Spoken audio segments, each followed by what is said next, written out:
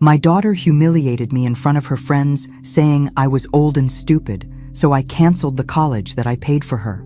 Before we begin, drop a comment below telling me where in the world you are listening, and make sure to subscribe for more life-changing journeys. The envelope from Princeton University felt heavy in my hands. I traced my fingers over the embossed logo before handing it to Olivia.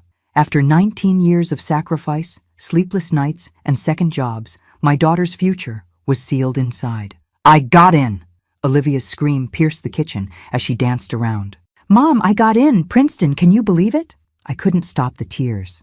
Your father would have been so proud, I whispered, remembering Robert and how we'd dreamed of starting a family before his car accident 20 years ago. Olivia was already texting everyone she knew. We have to celebrate, like a real party. She looked up, her eyes calculating rather than joyful.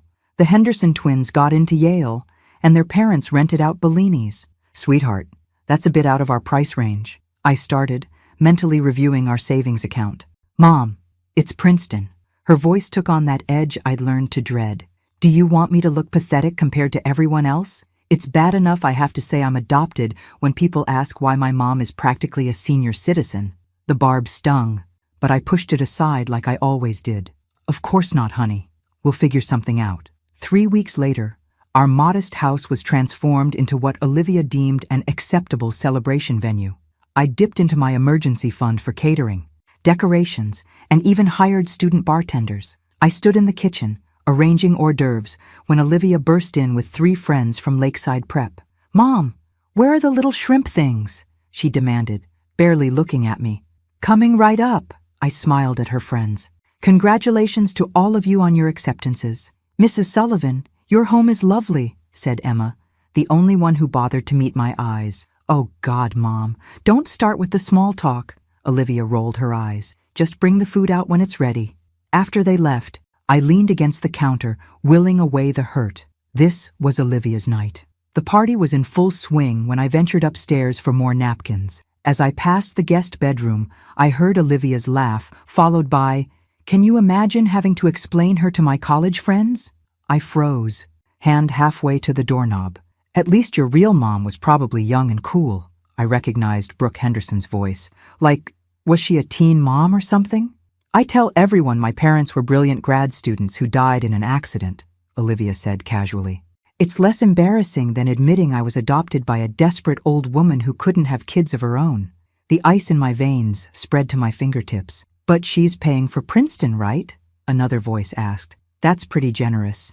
She's mortgaging the house, Olivia snorted, as if I'd let her off the hook after all the time she embarrassed me. Do you know last parent-teacher night she asked Mr. Phillips what existentialism meant? In front of everyone. It's not my fault she's too stupid to understand half the books I read. Laughter rippled through the room. She's like having a housekeeper who thinks she's your mom, Olivia continued, always hovering, asking about my day like she could possibly understand what my life is like. God, I can't wait to get to Princeton and finally drop the act. What act? Emma asked quietly. The Grateful Daughter Act. Olivia's voice dripped with contempt. Do you know how exhausting it is pretending to care about her feelings? Oh, Mom, thank you so much for working double shifts so I could go to ballet. She mimicked me cruelly, as if she didn't get exactly what she wanted someone to make her pathetic life seem meaningful. A glass shattered downstairs, followed by cheers. I should move, should confront her, should do something other than stand here, letting each word cut deeper. But you'll still visit her, right? Emma pressed. Only until I get my inheritance, Olivia laughed. The old lady's not going to live forever. And when she kicks it, this house is mine.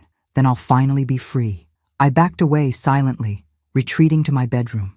I caught my reflection in the mirror, gray-streaked hair, lines around my eyes, the dress I'd splurged on for tonight. For the first time, I saw myself through Olivia's eyes. Old, unsophisticated, embarrassing. The sounds of celebration continued downstairs, but inside me, something vital had cracked the foundation I'd built my entire adult life upon. The daughter I thought I knew, the love I thought we shared, the sacrifices I thought had meaning.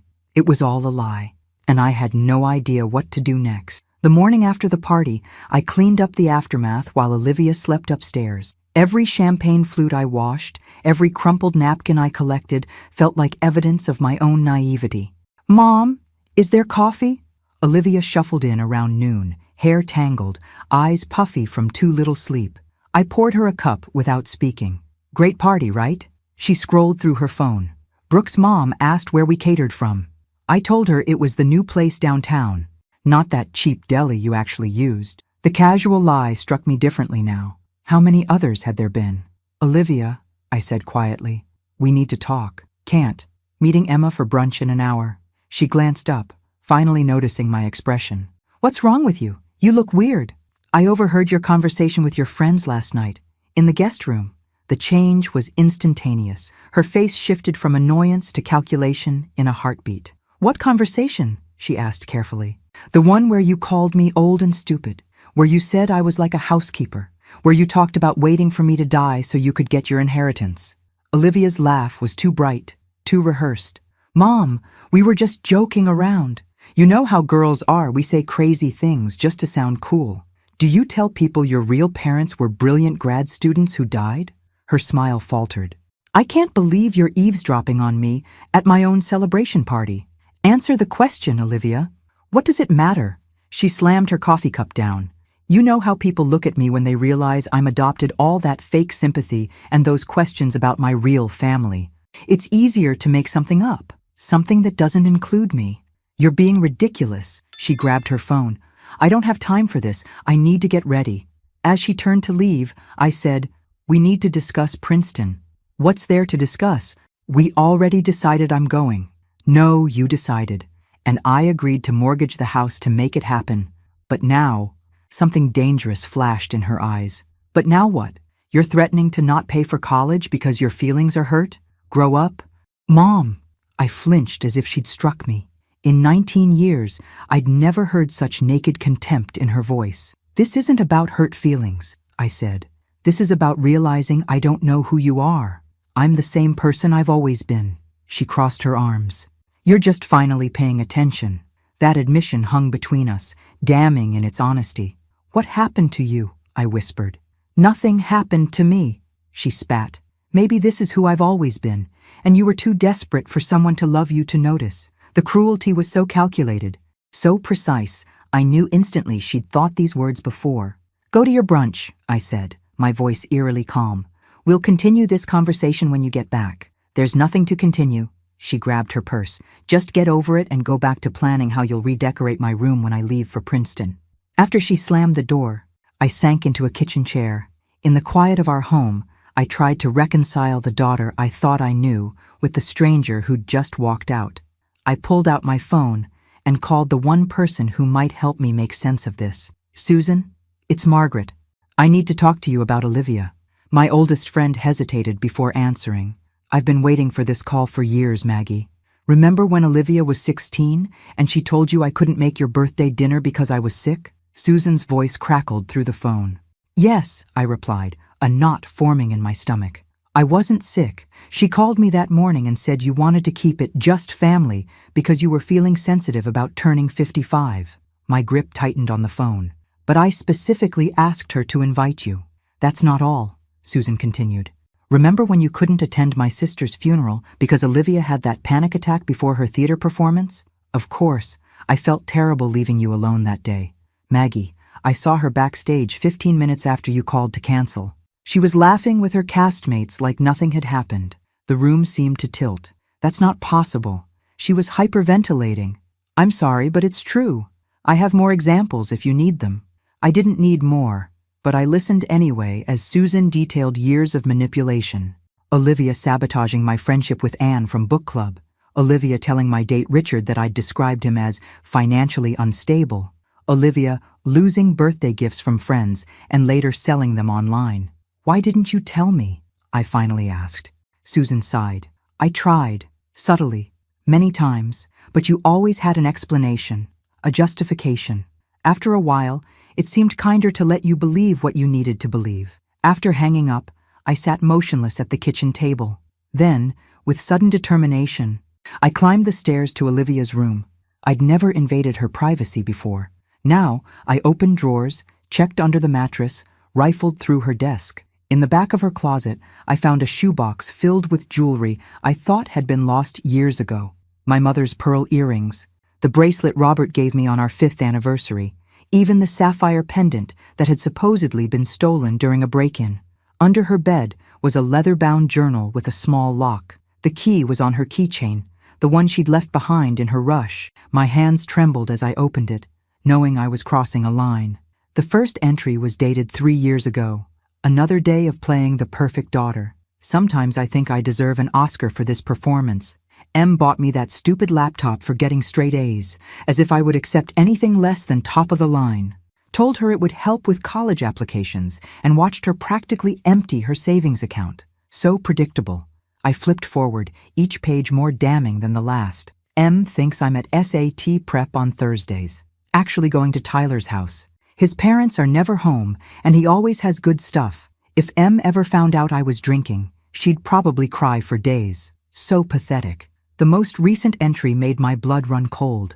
Met with Dr. Hansen about M's cognitive decline. He wouldn't commit to anything without seeing her, but gave me information about power of attorney. Once I'm 21, if I can document enough concerning behaviors, I could potentially manage her finances. 2 more years of playing the devoted daughter, then the house is as good as mine. She'll never know what hit her. I closed the journal, feeling physically ill. This wasn't teenage rebellion or normal growing pains. This was calculated, long-term deception. My phone pinged with a notification from my banking app, a $500 charge at Nordstrom that I hadn't authorized. I checked my wallet. My credit card was still there, but I remembered Olivia asking to borrow it last week to buy textbooks online. With shaking hands, I logged into my account to see months of unexplained charges. High-end restaurants, clothing stores, rideshare services to addresses I didn't recognize. I opened her laptop, password protected, of course, but I knew her patterns. I tried Princeton 2025 and was immediately granted access. Her email confirmed everything. Correspondence with Princeton about the exclusive summer program in Oxford she'd never mentioned. Messages to friends mocking my career, my education, my appearance. A draft letter to her high school counselor explaining why she was rejecting a full scholarship to State University in favor of Princeton. A full scholarship she'd never told me about. The sound of the front door jolted me back to reality.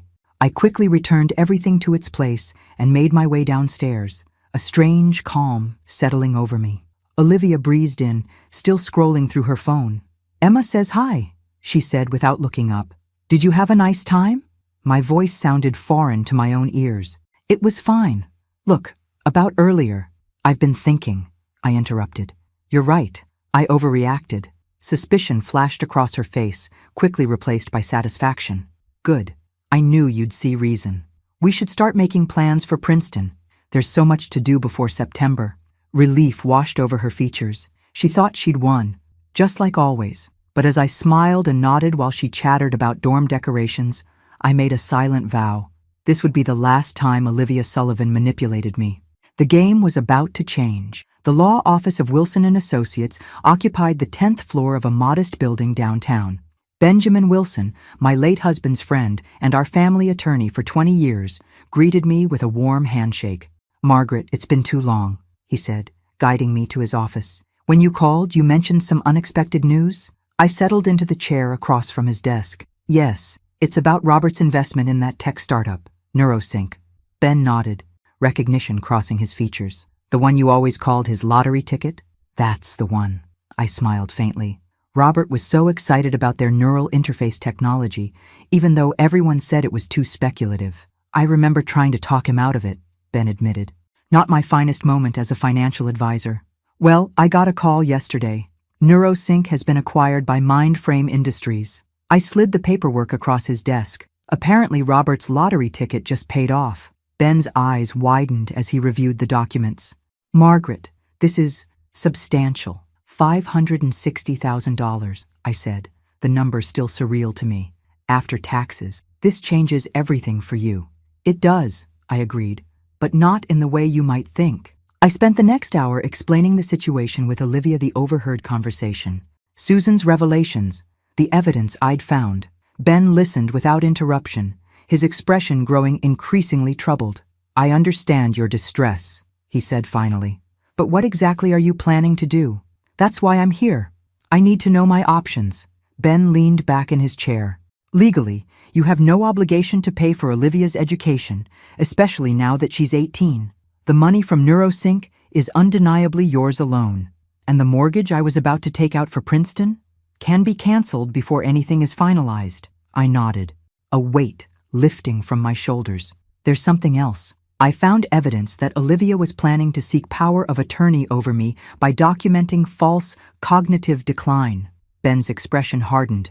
That's extremely concerning and potentially fraudulent. She also rejected a full scholarship to State University without telling me, which means she deliberately chose the option that would cost you the most, Ben concluded. Exactly. What do you want, Margaret? Truly? The question caught me off guard. What did I want? Revenge? Punishment? Neither felt right. I want her to learn the lesson I failed to teach her all these years, I said finally. That actions have consequences. That relationships require honesty. That love doesn't mean being a doormat. Ben nodded thoughtfully. Then perhaps we should craft a strategy that's educational rather than punitive. For the next 2 hours, we outlined a plan. First, I would transfer the money intended for Princeton into a separate account only I could access. Next, I would cancel all credit cards Olivia used as an authorized user. Finally, with Ben's guidance, I would establish a trust fund with specific conditions Olivia would need to meet to access it. This isn't about withholding support, Ben clarified. It's about creating accountability. As I prepared to leave, Ben handed me a university brochure. One more thing to consider. It's never too late to pursue your own education, Margaret. I stared at the brochure for the local community college. I couldn't possibly. Why not? You've put your dreams on hold for decades. Maybe it's time to revisit them. After all, you've always loved literature. Those journals you've kept all these years, they show real talent. I was surprised he remembered my old habit of writing daily reflections and short stories. Robert had always encouraged my writing, but after his accident, I'd set that dream aside to focus on making ends meet and raising Olivia. When I arrived home, Olivia was waiting, a stack of Princeton housing forms on the kitchen table. "Where have you been?" she demanded. "I needed your signature on these hours ago. I had a meeting with Ben Wilson." "The lawyer? Why?" I set my purse down carefully. "I received some unexpected news today. An investment your father made years ago has finally paid off." Olivia's eyes lit up with naked greed. "How much?" "Enough to change our lives," I said carefully. "But perhaps not in the way you're thinking." "What's that supposed to mean?" "It means I've had a revelation today, Olivia. About you.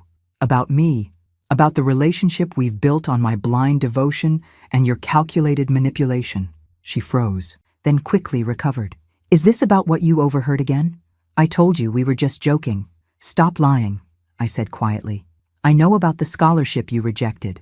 I know about the Oxford program you applied to without telling me. I know about the credit card charges and the stolen jewelry and the journal where you detailed plans to declare me mentally incompetent." The color drained from her face. "You went through my things? You had no right." "Perhaps not, but I had every reason."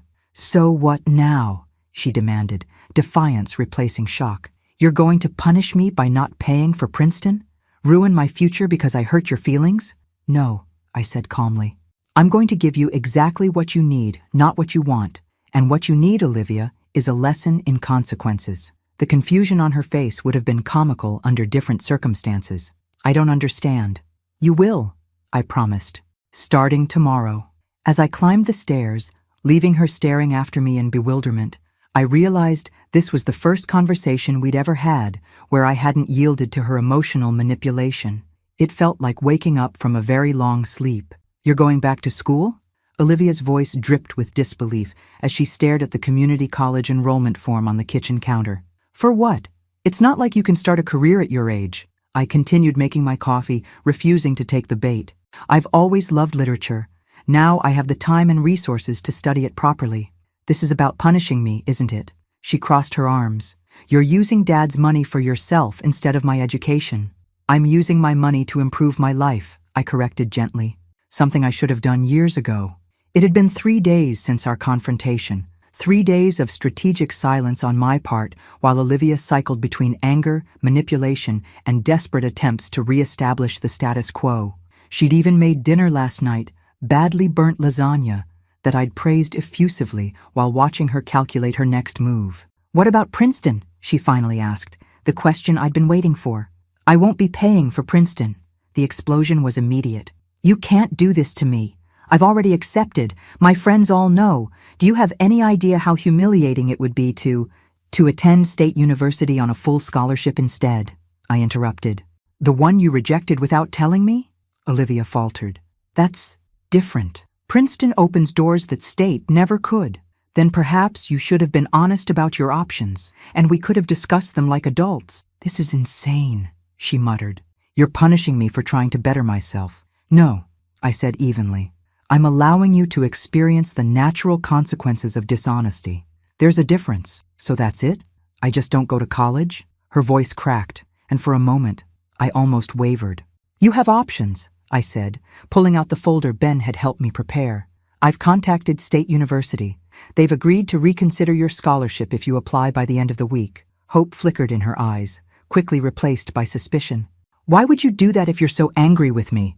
"Because despite everything, I am your mother, and I do want you to succeed." I paused. "But success built on manipulation isn't really success at all, is it?" She didn't answer, staring at the folder instead. "There's more," I continued. "I've established a trust fund for you." Her head snapped up. "A trust fund?"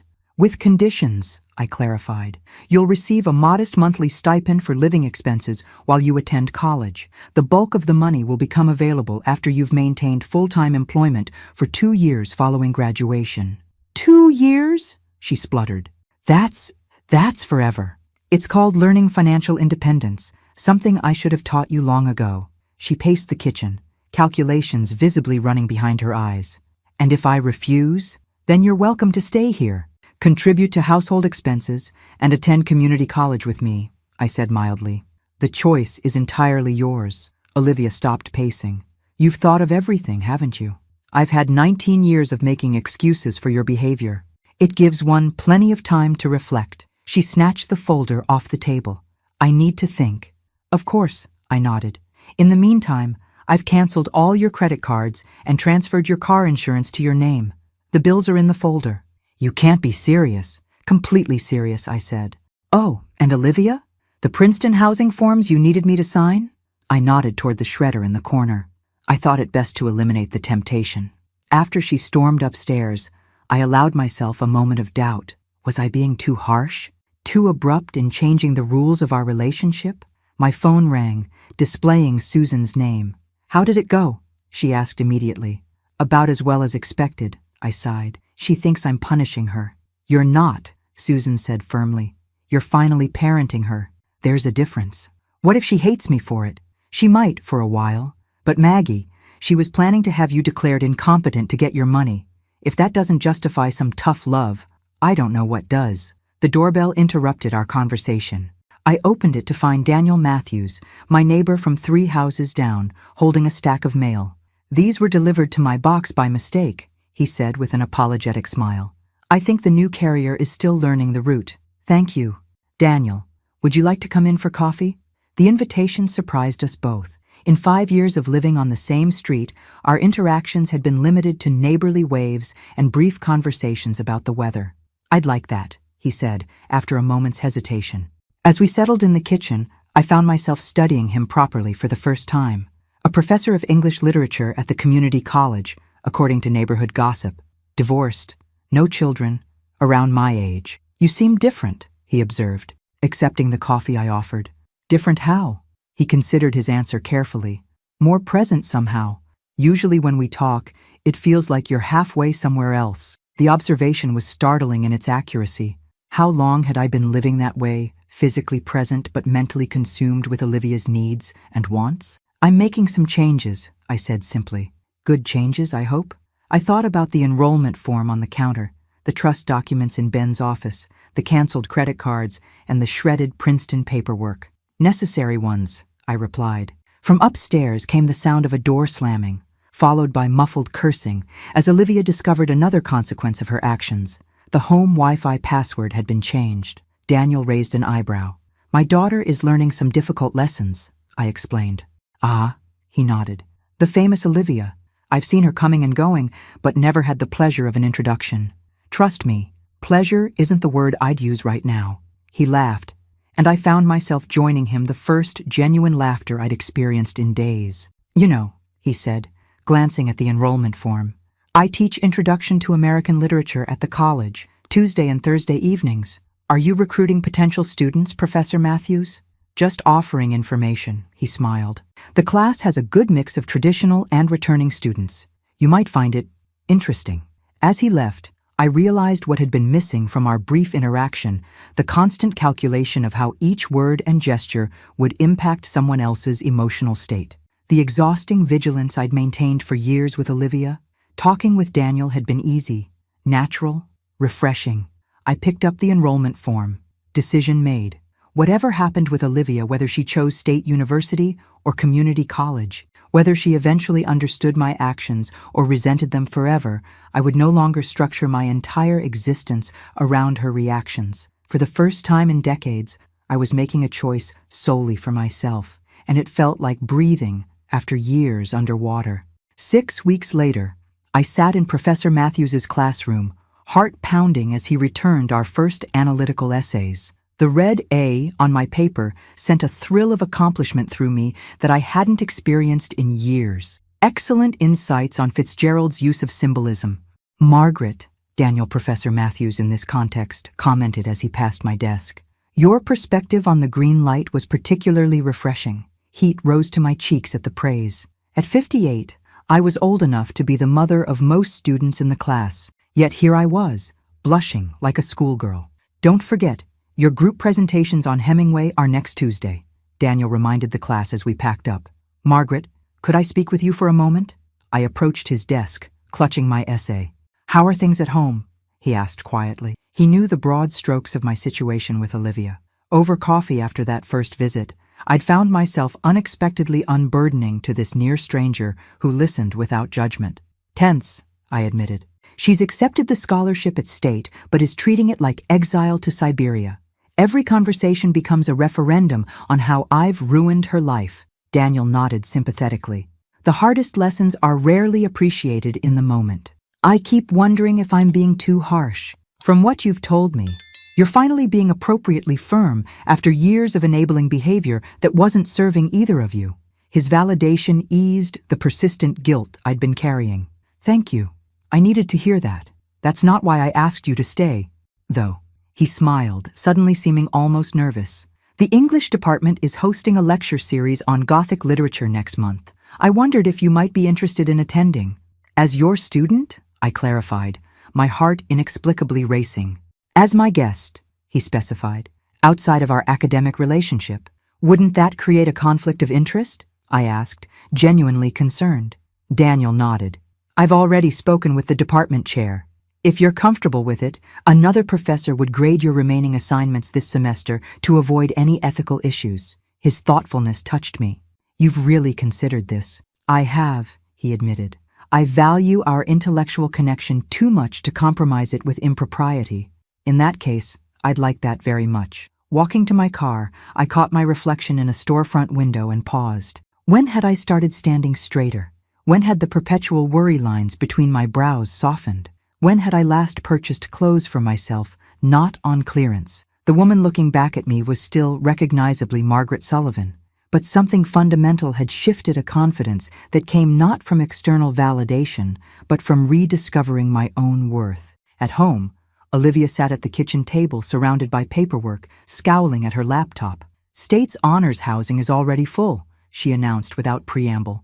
I have to choose between the regular dorms or a shared apartment off campus. What does your budget allow for? I asked, setting down my book bag. The question clearly irritated her. Since implementing our new financial arrangement, I'd refused to solve such problems for her. The apartment would be cheaper if I find 2 roommates, she admitted reluctantly. But I don't know anyone at State. Sounds like an opportunity to meet new people, I suggested. Starting dinner preparations. Olivia watched me with narrowed eyes. You're different lately. Am I? I don't know, less available. The observation was telling. To Olivia, my value had always been measured by my availability to meet her needs. I have my own studies to focus on, I replied. Speaking of which, I got an A- on my first essay. Good for you, she said, not entirely succeeding at hiding her sarcasm. Learning to analyze The Great Gatsby will really transform your career prospects.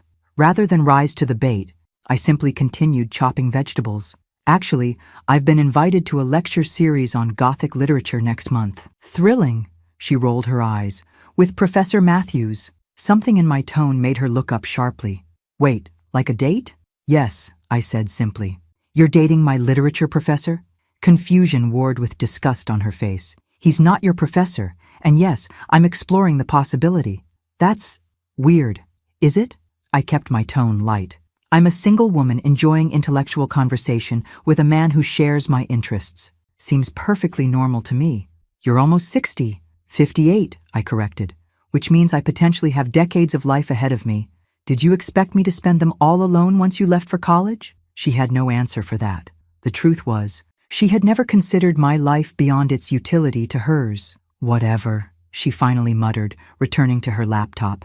I need to make a decision about housing by Friday. The stipend you're allowing me barely covers anything.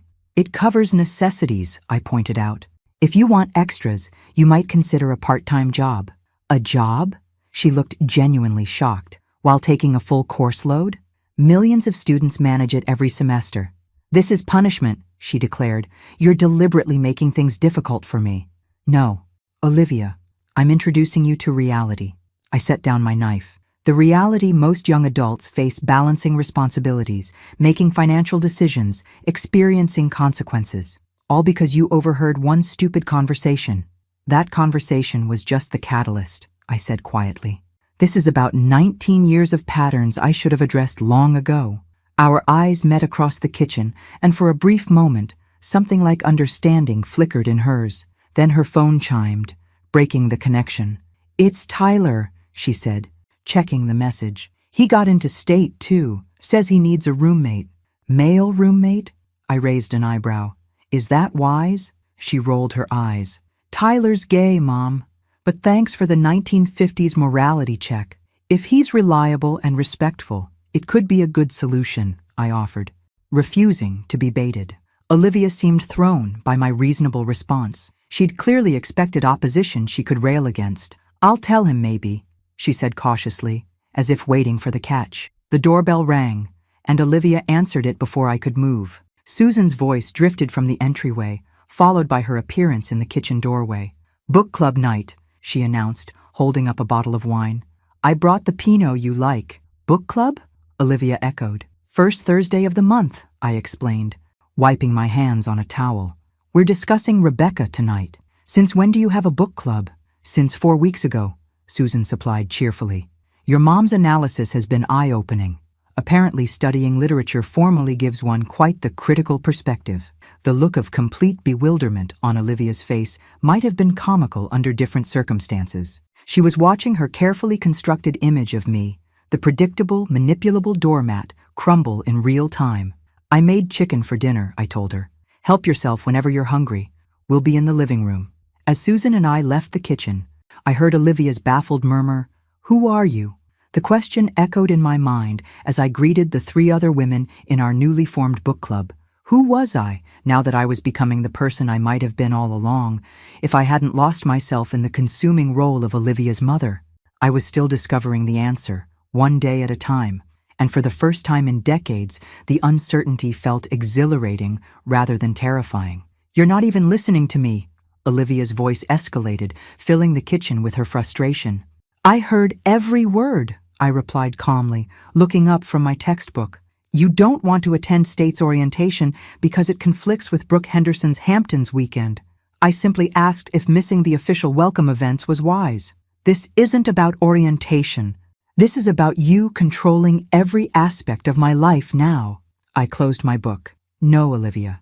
This is about you facing the reality that actions have consequences. You rejected a scholarship without consulting me, lied about other opportunities, and deliberately misled me about your intentions. Now you're living with the results of those choices. It was one stupid conversation, she shouted. One time I vented to my friends and you've completely overreacted. Is that what you think this is about? One conversation? What else? I took a deep breath. It's time we had complete honesty between us. Follow me. Curiosity temporarily overriding defiance, She followed me to my home office. I unlocked the bottom drawer of my desk and removed a thick folder. "What's that?" "Evidence," I said, laying out the contents on my desk. Bank statements showing unauthorized charges on my credit cards. Photographs of jewelry you claimed was stolen that I found hidden in your closet. Printouts of social media posts where you ridiculed me to your friends. Your journal entries describing plans to have me declared mentally incompetent. She stared at the damning collection, color draining from her face. "This isn't about one conversation, Olivia.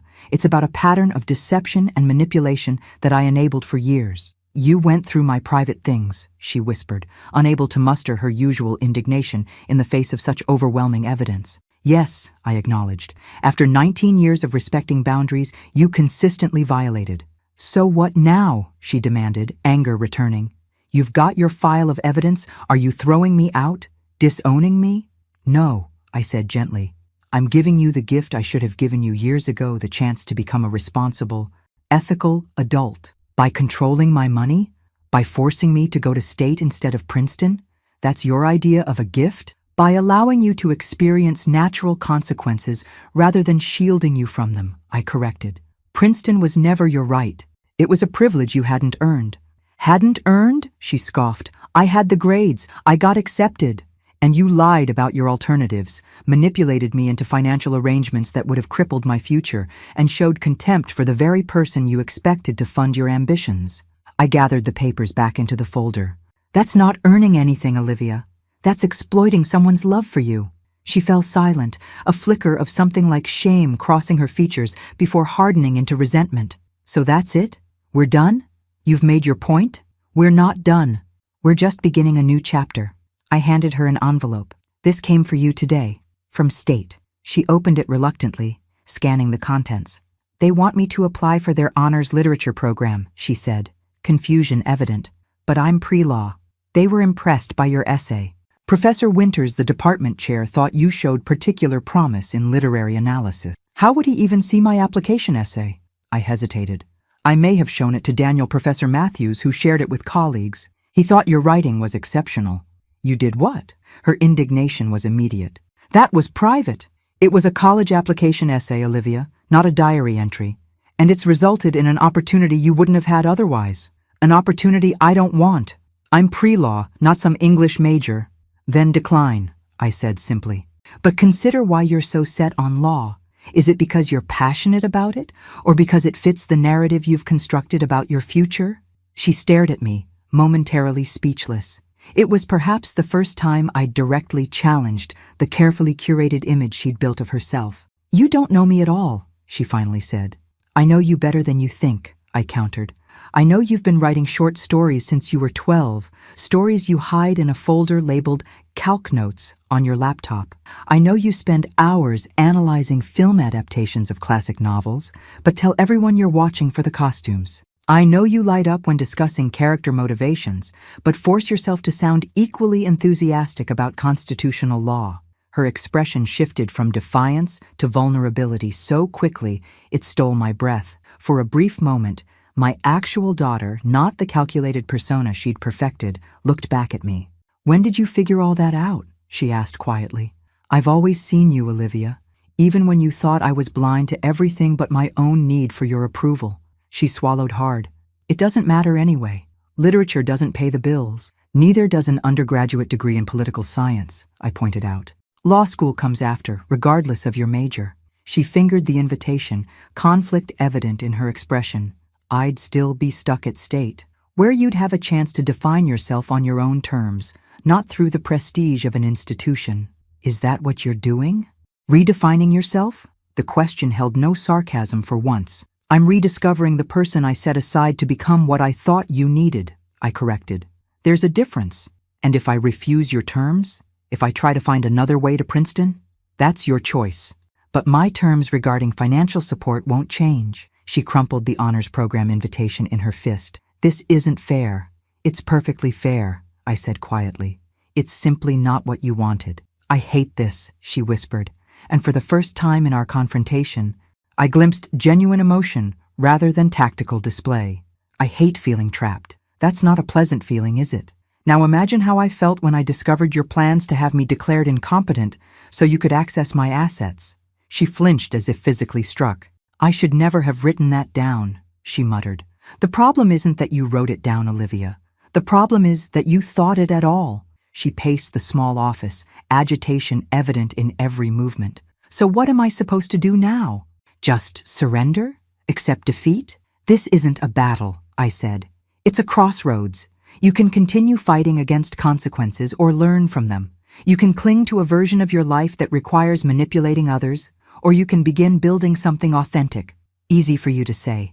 You suddenly have Dad's money and your perfect professor boyfriend and your cute little book club. You get to reinvent yourself while I'm stuck with the fallout. The fallout of your own choices, I reminded her gently. And yes, I do have new opportunities, because for the first time in decades, I'm choosing myself rather than subordinating my needs to yours. She stared at me for a long moment, searching my face for some sign of wavering. Finding none, she snatched the honors program invitation from where she'd discarded it. "Fine," she said, her voice tight. "I'll consider it. Not because you want me to, but because having English Lit as a minor might distinguish my law school applications." It was a small concession wrapped in rationalization classic Olivia, but it was more than I'd expected. "That's a practical perspective," I acknowledged. She turned to leave, then paused at the doorway. "Does it make you happy, seeing me like this?" The question caught me off guard. "Like what?" "Powerless, at your mercy." "No, Olivia, it breaks my heart." I met her gaze squarely. "But watching you continue on your previous path would break it more completely." Something in my tone must have reached her, because she looked away first. "I have to call Tyler about the apartment," she muttered, disappearing down the hallway. After she left, I sat motionless, emotionally drained from the confrontation. The folder of evidence remained on my desk, physical proof of years of manipulation and deceit. Yet alongside the anger and disappointment it represented, I found myself wondering what I might have done differently. My phone chimed with a text from Daniel. "Still on for coffee tomorrow?" The simple message brought a smile to my face. Whatever uncertainty lay ahead with Olivia, I was no longer navigating it while neglecting my own needs and happiness. That, at least, was progress. The August heat was stifling as I helped Olivia carry the last box up 3 flights of stairs to her apartment near State University's campus. Tyler, her gay roommate, had already arranged the common areas with surprising design sense. "That's everything," I said, setting the box labeled books on her bare mattress. Olivia surveyed her new bedroom, roughly half the size of her room at home, with beige walls and a view of the parking lot. "It's depressing," she declared. "It's a blank canvas," I countered. "And it's yours to design however you want, within your budget." She gave me a sideways glance. "That's your solution to everything now, isn't it? Within your budget." "Financial independence is part of adulthood," I said, refusing to be baited. "Something most people learn much earlier than 19. Tyler appeared in the doorway, his slender frame leaning against the frame. "My parents made me get a job at 16, he offered. "Best thing they ever did for me. I appreciate everything so much more when I have to work for it." Olivia shot him a betrayed look. "Whose side are you on?" "Team Reality," he grinned. "The coffee shop where I work is hiring, by the way. Employee discount on caffeine essential for surviving freshman year." After he disappeared back to the living room, Olivia muttered, "I can't believe I agreed to live with someone who thinks minimum wage jobs build character." "He seems grounded," I observed. "A good influence, perhaps. He's the only person from high school who would still talk to me after—" She trailed off, not meeting my eyes. "After your circumstances changed," I finished for her. "After everyone found out I got downgraded from Princeton to State," she corrected bitterly. "Brooke made sure everyone knew. Friendship based on status is rarely lasting." "Thanks for the fortune cookie wisdom," she snapped, then immediately looked away. "Sorry, I'm just stressed." The apology, however reluctant, was notable a small crack in her defensive armor. "Understandable," I acknowledged. "Change is difficult." We finished unpacking in companionable silence. When everything was in place, we stood awkwardly in the center of her room, the moment of farewell looming. "So," Olivia said, fiddling with her sleeve, "I guess this is it." "I'm only 40 minutes away," I reminded her. "But yes, this is the beginning of your independent life." She nodded, her expression unreadable. "When does your fall semester start?" "Next week. I'm taking 3 classes this time." "Ambitious?" she said. with only a hint of sarcasm. I'm enjoying the challenge more than I expected. Another awkward silence fell between us. So much remained unresolved, yet neither of us seemed ready to bridge the deeper divides. Well, I finally said, reaching for my purse. I should get going. Let you settle in. Wait, she blurted, then hesitated. I wanted to ask. Yes? She took a deep breath. The trust fund, is it really there? Or was that just something you said to make me cooperate? The question revealed so much about how she viewed me as someone potentially capable of the same manipulation she had employed. It exists, I said firmly. The terms are exactly as I explained. You'll receive the monthly stipend we agreed on while you're in school. The full amount becomes accessible after 2 years of post-graduation employment. Relief flickered across her features before she masked it. And if I wanted to switch to the literature program instead of pre-law, would that violate the terms? The question caught me by surprise. No, it wouldn't. The terms are based on attendance and completion, not specific majors. She nodded, as if confirming something to herself. Good to know. Are you considering it? Maybe, she admitted reluctantly. Professor Winters called personally yesterday, said my application essay showed remarkable insight into Austen's use of irony. That's quite a compliment from the department chair. It would still be state, not Princeton, she pointed out, as if testing my reaction. The quality of education depends far more on the student's engagement than the institution's prestige, I said, something I've learned firsthand these past months. Tyler appeared again, this time holding car keys. Sorry to interrupt, Mrs. Sullivan, but we've got that department mixer in an hour, and I still need to shower. Department mixer? I echoed, looking at Olivia. For the literature program, she explained, not meeting my eyes. I haven't decided anything. I'm just exploring options. Of course, I nodded, hiding my surprise. That seems wise. Another silence fell, more charged than the last. 3 months ago, I would have filled it with reassurances and offers of help. Now, I simply waited, allowing Olivia to navigate the moment on her own terms. I should go, I finally said, moving toward the door. Mom, she called, stopping me. The word sounded different somehow, less a title of convenience and more an acknowledgement of relationship. Thank you for helping with the move. You're welcome, I replied simply. As I drove home, emotions swirled through me, pride in Olivia's small steps toward authenticity, grief for the years of manipulation, hope for genuine change, and lingering fear that I was somehow failing her by enforcing boundaries. My phone rang through the car's speaker system. Daniel calling, the automated voice announced. Hi, I answered, his name bringing an involuntary smile to my face. How did the move go? His voice was warm with genuine interest. Better than expected, I admitted. She's considering switching to the literature program. That's significant, he observed. Her choice? Apparently, though I'm sure she'd deny I had any influence. He laughed. Progress doesn't always announce itself with fanfare. No, I agreed. Sometimes it whispers through the cracks of resistance. Poetic. You're becoming quite the literature student. I have an excellent professor, I teased. Speaking of which, his tone shifted slightly. I wanted to talk to you about the Gothic Literature Lecture Series. There's been a change of venue. Oh? My colleague Professor Abernathy offered his lake house for the weekend. It would mean staying overnight. Several of the faculty are bringing partners. The implication hung in the air between us. We'd been seeing each other regularly for nearly 3 months now, but always in public settings, coffee shops, restaurants, campus events. This would be a significant shift in our relationship. That sounds lovely, I said, surprised by my lack of hesitation. Really? Relief colored his voice. I wasn't sure if it would seem too presumptuous. Daniel, I'm 58, not 18. I think I can handle a weekend away without requiring a permission slip. His laugh was delighted. You've changed so much since we first started talking, Margaret. It's like watching someone step into the light after being in shadow. The observation resonated deeply. I had been living in the shadow of Olivia's needs and manipulations for so long that I'd forgotten how it felt to stand in my own light. 3 months into the fall semester, I sat in the university auditorium watching Olivia step up to the podium.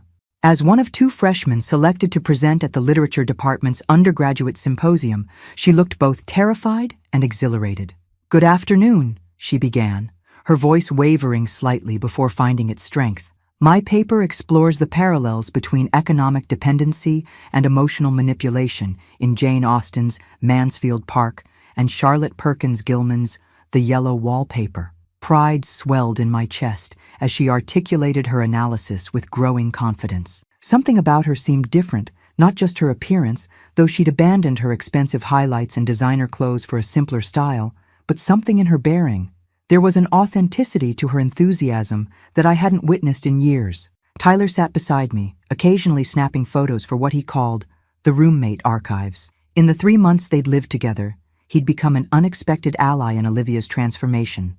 His no-nonsense approach, cutting through her manipulative tactics with disarming humor. "She's actually good at this," he whispered, as Olivia fielded questions from faculty members. Like, genuinely good, not just faking it to impress people good. "Yes," I agreed. "I think she is." After the symposium, we waited in the lobby as Olivia accepted congratulations from professors and fellow students. When she finally approached us, her cheeks were flushed with genuine pleasure. "Professor Winters wants me to expand my paper for the regional conference in spring," she announced, barely containing her excitement. "That's wonderful," I said, resisting the urge to hug her. Our relationship remained tentative, the old patterns too easily triggered by physical proximity. "The department's hosting a dinner for the presenters," she continued, "so I can't do coffee like we planned." "Of course," I nodded. "This is a significant achievement. You should celebrate." She hesitated, shifting her weight from one foot to the other. "You could come," she offered tentatively. "To the dinner, if you want." Professor Winters said presenters could bring guests. The invitation caught me off guard. In the months since she'd started at State, our interactions had been limited to occasional coffee meetups and brief phone calls, civil but guarded, with unspoken tensions hovering beneath surface conversations. "I'd like that," I said simply. Tyler cleared his throat dramatically. "And what about the loyal roommate who's endured endless practice presentations and stress-induced kitchen messes?" Olivia rolled her eyes, but with affection rather than disdain. "Yes, Tyler, you're invited too, though I'm not sure academia is ready for your commentary." "Honey, academia needs my commentary," he retorted, linking his arm with hers. "Now, I believe you promised that if this went well, we'd finally replace that tragic futon with a real couch?" "I said we'd discuss it," she corrected, but she was smiling. As they continued their good-natured bickering, I observed with quiet amazement how differently Olivia interacted with Tyler compared to her high school friends. There was no calculation in her responses, no careful management of her image, just the natural rhythm of genuine friendship.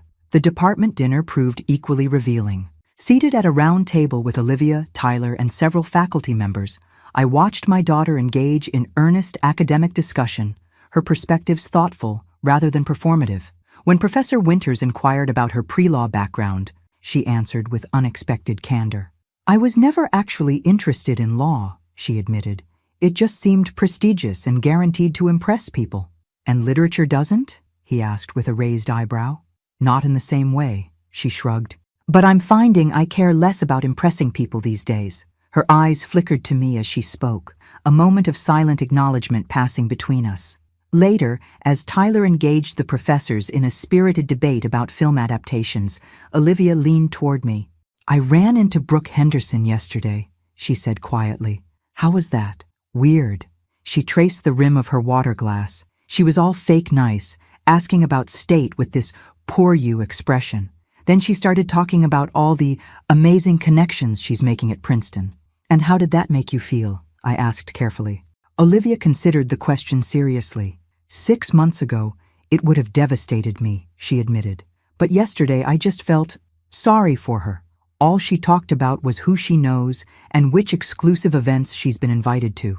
Nothing about what she's learning or what interests her. That's an insightful observation. I kept thinking about something Tyler said when I first moved in. He told me, "Princeton would have given you a great network, but State is giving you a self." She shook her head. It sounded like greeting card nonsense at the time, but now I think he might be right. The admission, so quietly offered, signified more progress than any academic achievement. "Tyler seems wise beyond his years," I observed. "Don't tell him that," she groaned. "His ego is unbearable enough already." We shared a small laugh, perhaps our first genuine moment of connection in months. "Mom," she said hesitantly. There's something else I wanted to tell you. Yes? I've been seeing someone from the counseling center. A therapist. The words came out in a rush. Tyler thought it might help with, everything.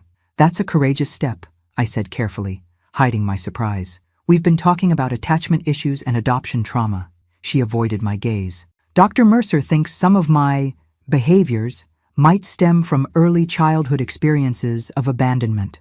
That seems plausible, I acknowledged. It's not an excuse, she added quickly, for how I treated you. She's very clear about that, but it helps me understand some of the patterns. Understanding is the first step toward change. She nodded, fidgeting with her napkin. There's something else, something I've never told you.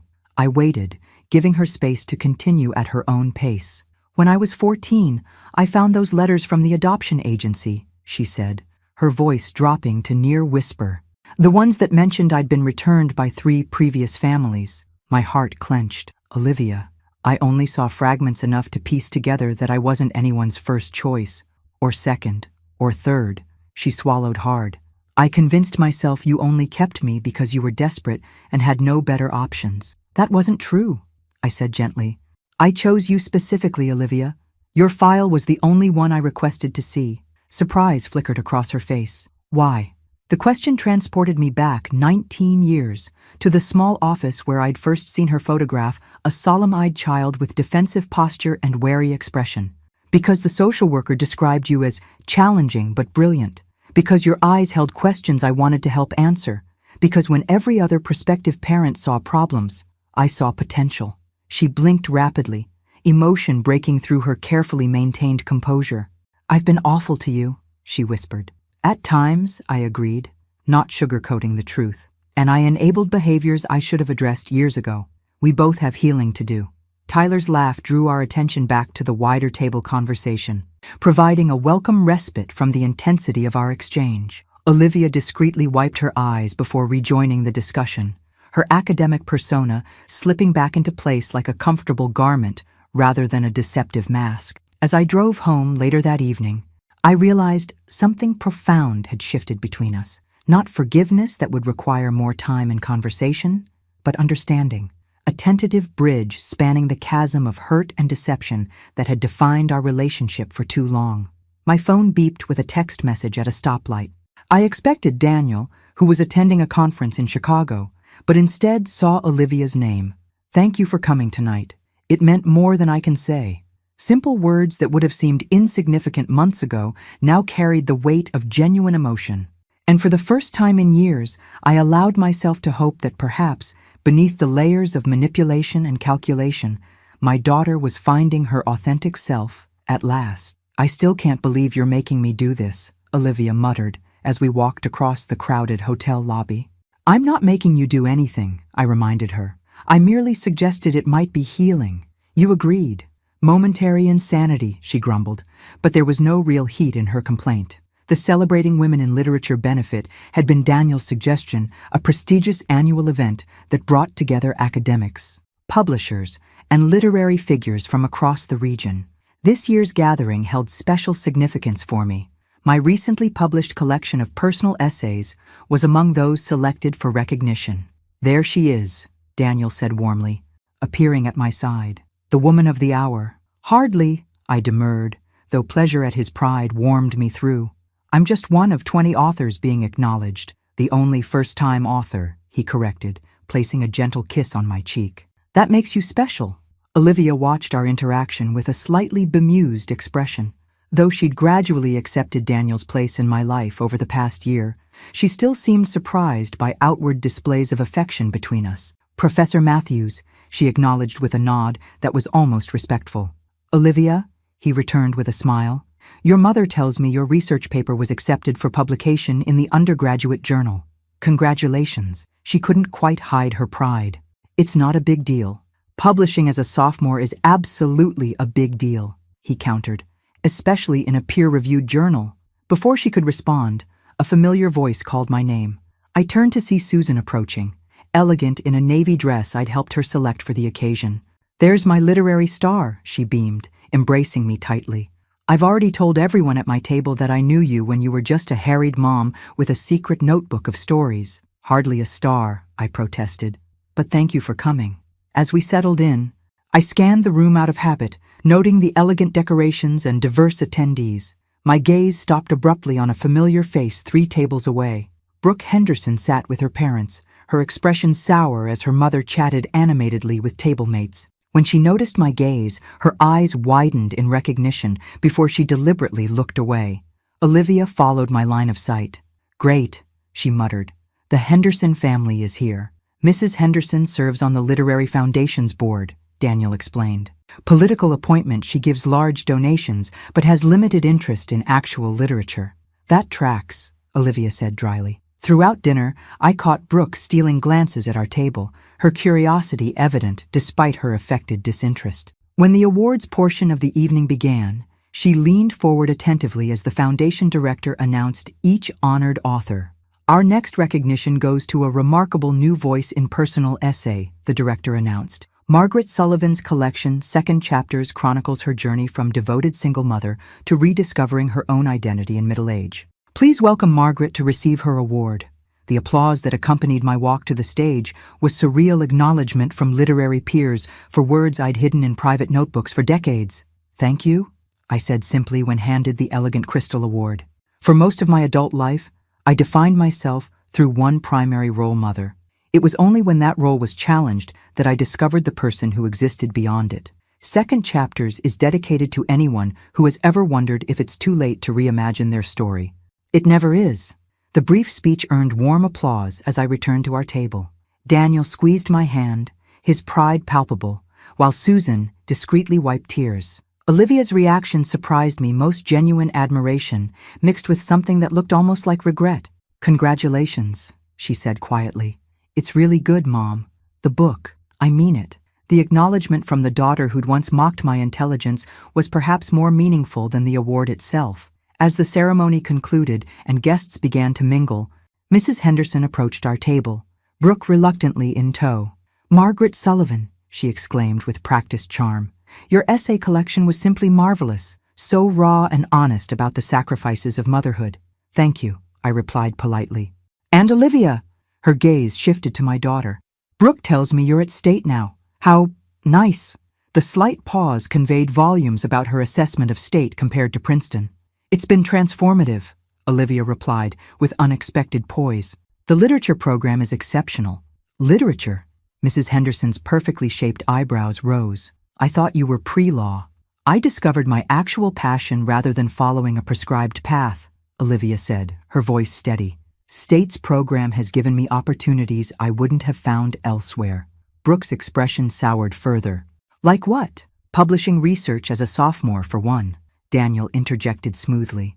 "Olivia's analysis of economic dependency in classic literature has received considerable attention." "How fascinating," Mrs. Henderson replied with the automatic response of someone who found it anything but. "Well, we should circulate. Lovely to see you all doing so." "Well." As they departed, Olivia released a breath. "That was satisfying," Susan supplied with a grin. "I was going to say weird," Olivia admitted. "A year ago, I would have been devastated by her condescension.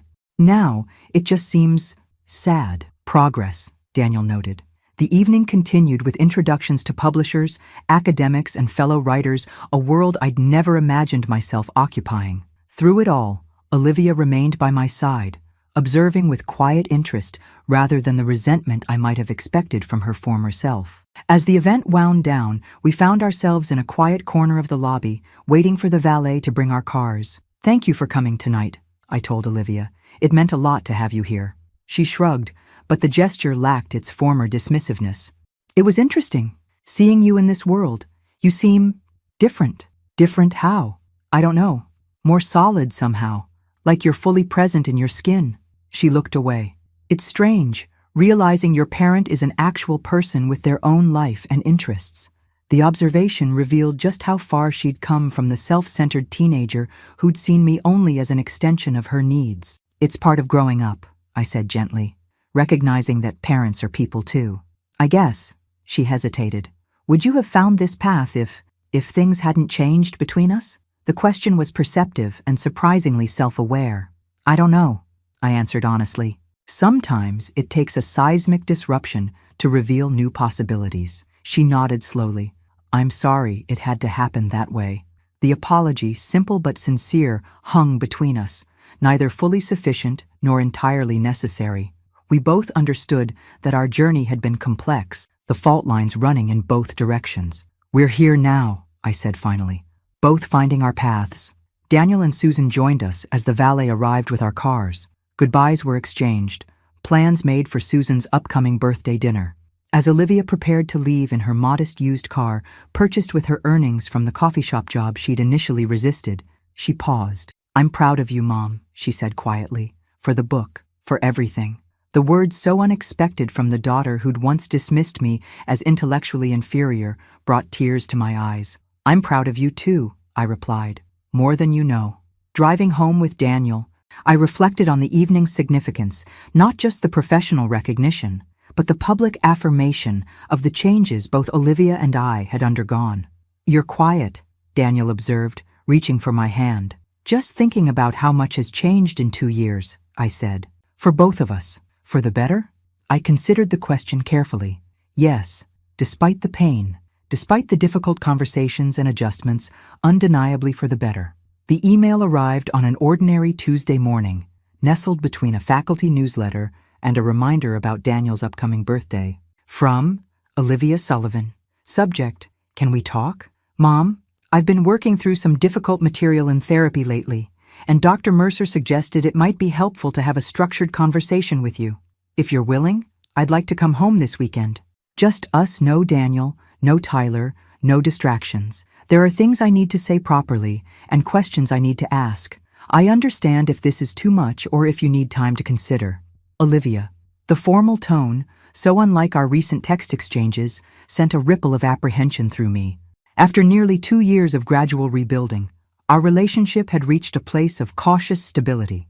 We spoke regularly, shared occasional meals, celebrated holidays together. The raw wounds had scabbed over, if not fully healed. What difficult material could prompt this request for a formal conversation? After consideration, I replied simply, I'll be here. Saturday works best. The intervening days passed with mounting tension. I found myself distracted during classes, my thoughts repeatedly returning to Olivia's cryptic message. By Saturday morning, I'd cycled through dozens of possibilities from reconciliation to renewed conflict. Olivia arrived precisely at noon, her expression inscrutable as she declined my offer of lunch. I'd rather just talk first, she said, setting a leather-bound notebook on the coffee table. If that's okay. We settled in the living room, the familiar setting suddenly feeling formal. So, I began when she remained silent. You wanted to talk. Olivia nodded, visibly gathering her courage. Dr. Mercer and I have been focusing on something called radical honesty in our sessions. It's challenging, I can imagine. Part of the process involves acknowledging harm I've caused and taking full responsibility without deflection. She opened the notebook, revealing pages of handwritten notes. I've spent months writing this all down, trying to be completely honest about my behavior toward you. My breath caught. This was not what I'd expected. You don't have to. I do, she interrupted gently. For me, as much as for you. She took a deep breath and began reading from her notebook. Mom, for most of my life, I manipulated, deceived, and emotionally exploited you. I used your love as a weapon against you. I deliberately made you feel intellectually inferior to boost my own ego. I lied about trivial matters and significant ones. I stole from you not just objects and money, but opportunities and peace of mind. Her voice remained steady despite the damning self-assessment. I sabotaged your friendships out of jealousy. I ridiculed you behind your back while accepting your sacrifices. I made you feel that you were lucky to have me in your life, when the truth was exactly the opposite. When I discovered an opportunity to attend Oxford, I hid it because I didn't want you to benefit from it. When I received a full scholarship to State, I rejected it because I wanted you to suffer financially for my prestige. Each admission felt like opening a wound I'd thought healed, yet somehow the pain was cleansing rather than destructive. Most unforgivably, she continued, I actively planned to have you declared mentally incompetent so I could control your assets. This wasn't a momentary lapse or a teenage whim, it was a calculated, sustained effort to strip you of your autonomy. She looked up from her notes, meeting my gaze directly. I hurt you deliberately and repeatedly. I can't undo that harm, but I can acknowledge it without excuses or deflection. I am profoundly sorry, Mom, not just for what I did, but for who I chose to be. The silence that followed felt charged with 2 decades of complicated emotions. That couldn't have been easy to say, I finally managed. It wasn't, she admitted. But it's been even harder living with the knowledge of who I was, who I still am in some ways, though I'm trying to change. You have changed, I said softly. I've witnessed it. Parts of me have, she acknowledged, but the core patterns, they're deeply ingrained. Dr. Mercer says they likely stem from attachment trauma during my first years of life, before you adopted me. She hesitated, then asked the question that seemed to be the real purpose of her visit. Did you know about my background before the adoption? I considered my answer carefully. I knew you'd been in multiple foster placements and that previous adoptions hadn't worked out. I was told you had adjustment difficulties due to early trauma. But not the specifics? No, those were sealed by the agency. She nodded, absorbing this. I've been trying to access my early records through legal channels. Dr. Mercer thinks understanding exactly what happened in those first 3 years might help me process some of the attachment issues. And have you been successful? Partially. I've learned I was removed from my birth mother at 13 months due to severe neglect. After that, there were 7 foster placements and 3 failed adoption attempts before you. She swallowed hard. No wonder I have trust issues. Olivia, I said gently, nothing in your early childhood justifies how you treated me. Explains, perhaps, but doesn't excuse. I know, she said quickly. That's what Dr. Mercer emphasizes. Understanding the origins of my behavior doesn't absolve me of responsibility for it. She paused. There's something else I need to ask you, and it's going to sound terrible. Go ahead. Did you ever regret adopting me? The question emerged barely above a whisper. The honesty of the moment demanded nothing less than complete truth. There were moments, I admitted. Brief moments during the worst of your manipulation when I wondered if I'd made a mistake, not because of who you were, but because I feared I lacked the skills to give you what you needed. She nodded, accepting this difficult truth. And now? Now I understand that we've both been on necessary journeys. My enabling wasn't helping you become the person you could be, just as your manipulation wasn't allowing me to become the person I needed to be. We were locked in a destructive pattern, she summarized. Yes, one that perhaps began long before either of us recognized it. Olivia closed her notebook. There's one more thing I want to tell you. I've been offered a semester abroad at Oxford, the program I originally hid from you. That's wonderful, I said sincerely. When would you go? Next spring. It's fully funded through a departmental scholarship. You should absolutely accept. She shook her head slightly. 2 years ago, I wanted Oxford as an escape away to reinvent myself where no one knew me. Now I'm considering it for the actual academic opportunity. That's significant growth, I observed. There's another option too, she continued. Professor Winters has offered me a research assistant position for his book project. It would mean staying at State, but potentially getting published as a co-author. Both sound like excellent opportunities. The old Olivia would have chosen Oxford for the prestige, she said thoughtfully. I'm trying to make this decision based on what actually serves my growth, not my ego. That's all any of us can do, I said. Make the best decisions with the understanding we have at the time. We moved to the kitchen after that, the formal atmosphere of the living room no longer necessary. As I prepared a simple lunch, our conversation shifted to lighter topics: her classes, my writing projects, Daniel's sabbatical plans. Yet underlying the ordinary exchange was a new foundation, one built on mutual respect rather than manipulation and enabling. Tyler wants to know if you and Daniel would join us for dinner next Friday, she mentioned as she helped wash dishes. He's testing recipes for his culinary school application. We'd love to, I replied. How's he feeling about the career change? Terrified, but excited, kind of how I felt switching from pre-law to literature. The casual reference to her own transformation struck me how naturally she now acknowledged her growth. As she prepared to leave later that afternoon, Olivia paused at the front door. Thank you for listening today, for not minimizing what I did but not holding it against me either. That's what healing looks like, I said. Not forgetting, but not being defined by the past either. She nodded, then hesitated before asking, Are you happy, Mom? With your life now? The question, so different from the self-centered queries of her former self, touched me deeply. Yes, I answered truthfully. Not in the way I imagined happiness would look at this stage of my life, but genuinely, deeply happy. Good, she said simply. You deserve it. As I watched her drive away, I reflected on our journey, the painful awakening, the difficult boundaries, the gradual rebuilding. We would never have the simple mother-daughter relationship I'd once idealized, but perhaps we had something more valuable, an authentic connection between two imperfect people committed to growth. And in the end, isn't that what family truly means? 4 years later, I stood in the crowded university auditorium, watching Olivia adjust her graduation cap. At 23, she carried herself with a confidence that came from accomplishment rather than arrogance, a subtle but profound difference. "Stop fussing, Mom," she laughed as I straightened her honors cords. "It's just a ceremony." "It's not just anything," I corrected gently. "It's the culmination of 4 years of genuine work and growth." Daniel watched our interaction with a fond smile, camera ready to capture the moment. At my side, Tyler, now a culinary school graduate and junior chef at one of the city's upscale restaurants, made final adjustments to the boutonnierie he'd insisted on creating for Olivia's graduation gown. "Literature department's most outstanding senior award winner deserves proper floral recognition," he declared, stepping back to admire his handiwork. The announcement of Olivia's departmental honor had come as no surprise to those who'd witnessed her transformation from calculating pre-law student to passionate literary scholar. Her thesis on economic power dynamics in 19th century women's literature had already been accepted for publication in a respected academic journal. "There's Professor Winters," Olivia noted, waving to the department chair who'd become her academic mentor. "He wants me to meet the visiting professor from Columbia before the ceremony starts."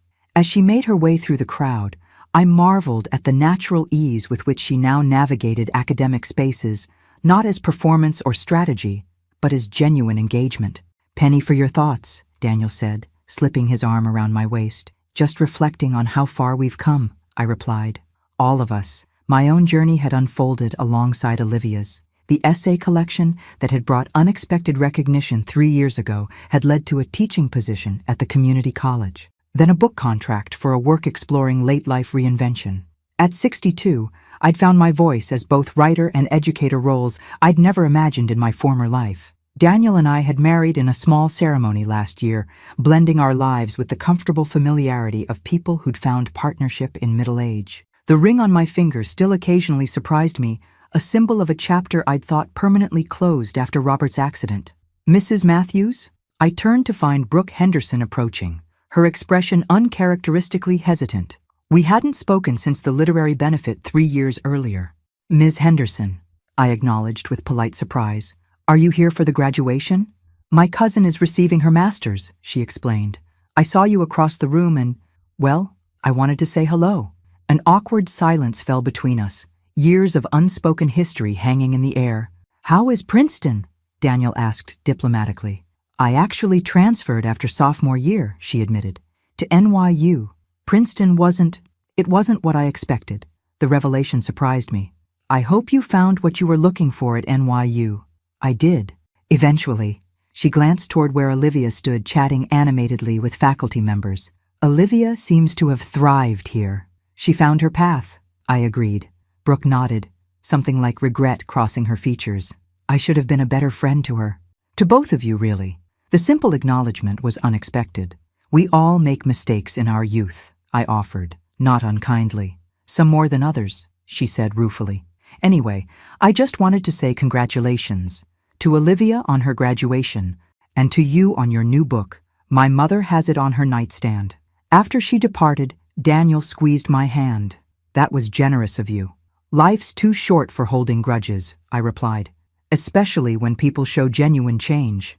The ceremony itself was a blur of speeches, name-calling, and applause. When Olivia crossed the stage to receive her diploma, the pride that swelled in my chest was untainted by calculation or comparison, simply joy in her genuine achievement. Afterward, amid the chaos of graduates and families, she found us with a beaming smile. "Official college graduate," she announced, brandishing her diploma. "Now I just have to decide between the master's programs." Her academic success had translated into multiple graduate school offers, a choice she was approaching with thoughtful consideration rather than status seeking. "You'll make the right decision," I assured her. "You always do nowadays." "High praise from the woman who once called me pathologically manipulative," she teased, the old wound now healed enough for gentle humor. "I never used those exact words," I protested. "Close enough," she laughed. Our celebratory dinner that evening brought together the small circle that had become our unconventional family, Daniel and me, Olivia and her boyfriend, Michael, a thoughtful history student she'd met through the honors program, Tyler and his partner, James, and Susan with her new husband, Paolo. As conversation flowed around the table, I found myself observing rather than participating, struck by the natural authenticity of our interactions. There was no performance here, no calculated impressions or strategic posturing, just genuine connection among people who had chosen to be in each other's lives. Later, as dessert plates were cleared, Olivia clinked her glass for attention. "I have an announcement," she said, her expression both nervous and excited. "I've made my decision about graduate school." All eyes turned to her expectantly. "I've accepted the fellowship at the University of Michigan," she revealed. "Their interdisciplinary program in literature and social justice is exactly what I want to pursue." "That's wonderful news," I said sincerely, even as I calculated the distance, a 4-hour drive that would take her farther from home than she'd been since starting college. "There's more," she continued. "Part of why I chose Michigan is because they've offered Mom a visiting professorship in their creative writing program for the fall semester." Stunned silence met this revelation. "They what?" I finally managed. "I might have sent them your collected essays and mentioned you were working on a new book," Olivia admitted with a mischievous smile. "Dr. Abernathy there was impressed and reached out to the department chair. The official offer should arrive by email tomorrow." "You did this?" I asked, overwhelmed by the thoughtfulness behind the gesture. "It's entirely on your merit," she assured me. "I just made the introduction. The rest was all you." "But what about Daniel? My classes here?" My mind raced through practical considerations. "It's just 1 semester," Daniel interjected, and I realized from his lack of surprise that he'd been in on the secret. "I've already arranged a sabbatical exchange with their English department for the same period." The careful coordination, the thoughtfulness required to arrange this opportunity without manipulating or pressuring struck me as the clearest evidence of how far Olivia had come. "You did all this for me?" I asked softly. "For us," she corrected. "You once gave me the gift of accountability when it was the last thing I wanted, but the first thing I needed. This is my way of giving you the gift of opportunity, a chance to expand your horizons just when you might be tempted to settle into comfort." The wisdom in her words and the genuine care behind them brought tears to my eyes. "When did you become so insightful?" I wondered aloud. "I had an excellent teacher," she replied simply. Later that night, as Daniel and I prepared for bed, I found myself reflecting on the symmetry of our journey. Where once I had crafted a difficult lesson for Olivia about consequences and independence, she had now created an opportunity for me that demonstrated genuine care rather than calculation. "She's really changed," Daniel observed, reading my thoughts as he often did. "The transformation goes beyond behavior to fundamental character." "Yes," I agreed, though I sometimes wonder how much was transformation and how much was revelation of what was always there beneath the defenses. "Perhaps both," he suggested. "The best growth usually is." I thought of the frightened 3-year-old I'd first met at the adoption agency, wary, withdrawn, already armored against a world that had given her little reason to trust. The calculating teenager she'd become, weaponizing charm and manipulation as survival skills. The reflective young woman who'd gradually learned to replace strategy with authenticity. None of these was the real Olivia. All were genuine facets of a complex person shaped by trauma, choice, consequence, and growth. Just as the anxious, self-sacrificing mother I'd been, the boundary-setting parent I'd become, and the confident professional I was now were all authentic expressions of my own evolving self. "What are you thinking?" Daniel asked as we settled into bed. "That life rarely gives us the stories we expect," I replied. "But sometimes, if we're brave enough to face difficult truths, it gives us the stories we need." He smiled, understanding as he always did. "And this story, has it been worth the painful chapters?" I thought of Olivia's face as she'd announced her news tonight, the genuine desire to create opportunity for me, the thoughtful consideration of what would serve my growth rather than her convenience.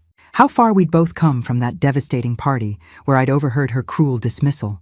Every page, I assured him, even the hardest ones. In the morning, I would find the official offer from Michigan in my inbox. Daniel and I would begin planning our semester away. Olivia would start preparing for her graduate program. Life would continue its forward motion, bringing new challenges and opportunities. But in this moment, I simply savored the knowledge that sometimes the most painful fractures create space for the most profound healing. That sometimes we must lose the relationships we thought we wanted to discover the authentic connections we truly need. And that it's never too late to begin a new chapter or to rewrite the story of who we might become. Some families are born of blood. Others are forged by choice, but those that survive the flames of truth are the ones that truly matter. Thanks for listening. Don't forget to subscribe and feel free to share your story in the comments. Your voice matters.